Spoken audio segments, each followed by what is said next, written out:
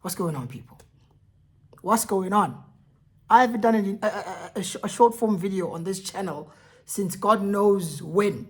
I think the last time I did one was last season. Well, not even last season, this season, but beginning of the season when we still had that criminal, Ruben Amorim. But hey, enough about that criminal. Let's get it back to Man United. Did anyone watch the game?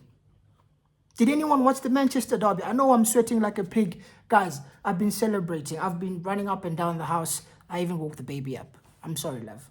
She'll have to understand. But hey, like I said, Man United have just beaten.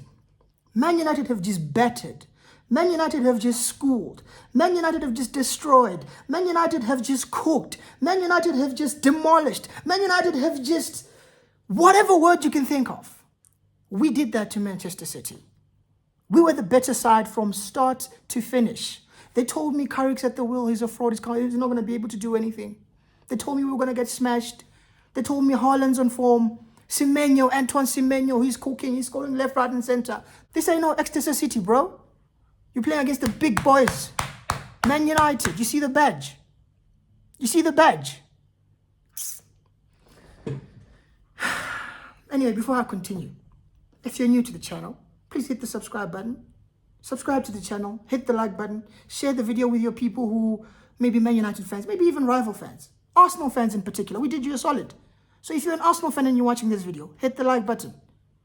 And anybody else who just doesn't like City, these thieving cheats, 115 charges, they think we've forgotten, but we haven't. But hey, again, that's a case for another day.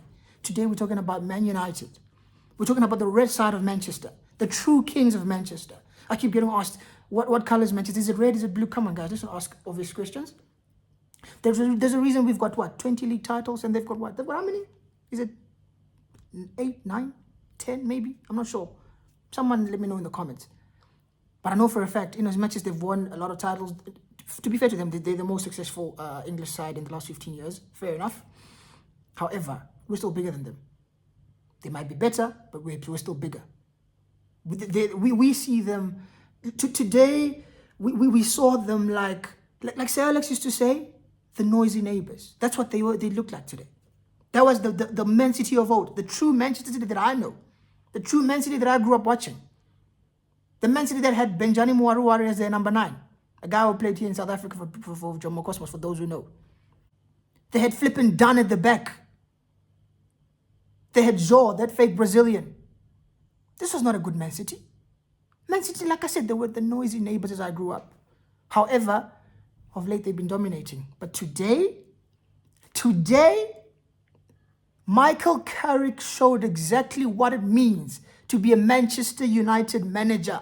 He was fearless, he was attacking, and he just kept on going at City again and again and again and again and again and again and again. That game could easily have ended as a 6 or 7 or maybe even 8-0. I'm not even exaggerating.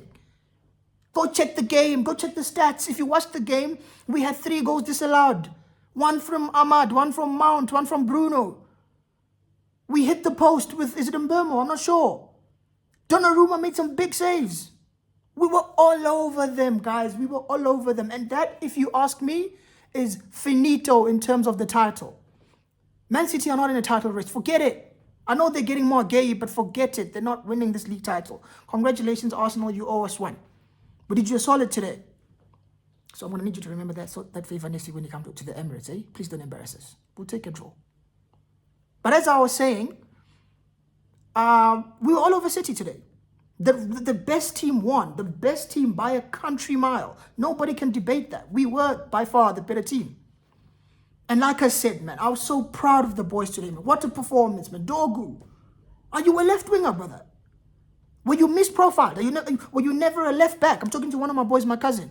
Shout out Andy. He says to me, bro, Dogu has been a baller. I said, bro, I see his potential. I'm not going to lie.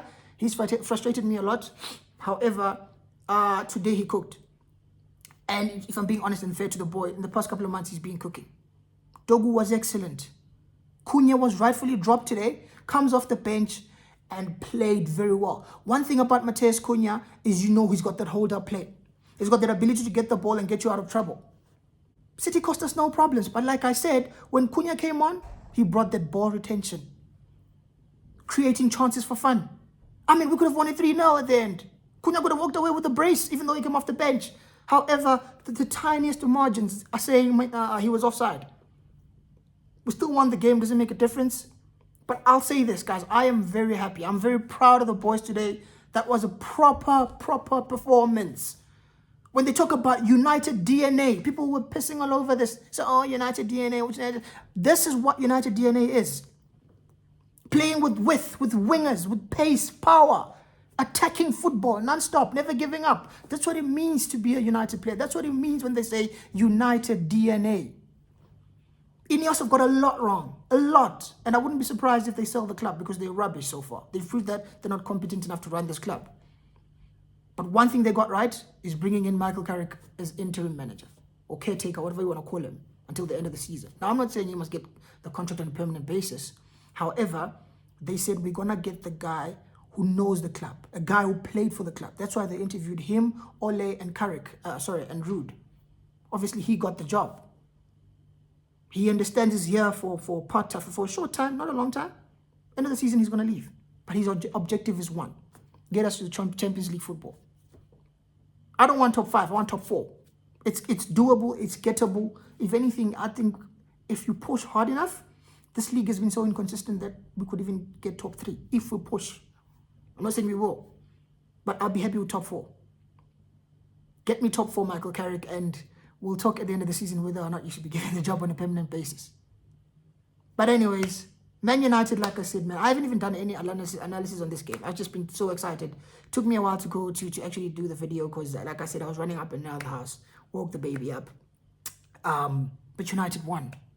2-0. Manchester is and always will be red. Shout out Dogu. Shout out Cunha. Shout out Bruno Fernandes. Shout out Brian Mbeumo. Shout out Casemiro. What a shift. Shout out my star boy, Kobe Mainu. Big H at the back, Maguire. Lisandro Martinez. Sure, you played well. Dalot, the first half was spooky. The second half got a bit better.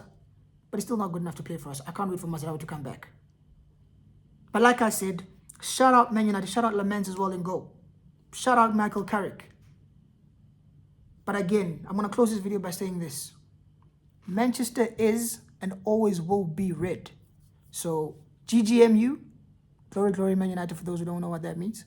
And yeah, I'll see you guys in the next video. Remember to like the video, share the video, and subscribe to the channel if you haven't already.